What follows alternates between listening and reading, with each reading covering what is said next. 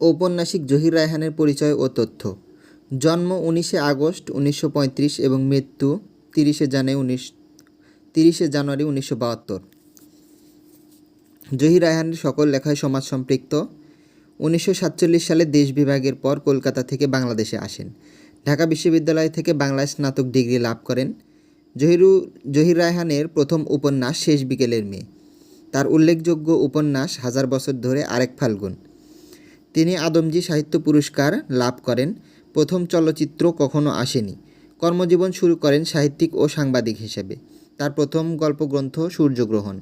ভাষা আন্দোলনের সাথে জড়িত ছিলেন। চলচ্চিত্র প্রদর্শন থেকে প্রাপ্ত অর্থ মুক্তিযোদ্ধা তহবিলে দান করেন এবং তিনি গুলিতে নিহত হন। পুরস্কার: তিনি আদমজী সাহিত্য পুরস্কার, নিগার পুরস্কার, বাংলা একাডেমি সাহিত্য পুরস্কার, 21 পদক, জাতীয় চলচ্চিত্র পুরস্কার লাভ করেন।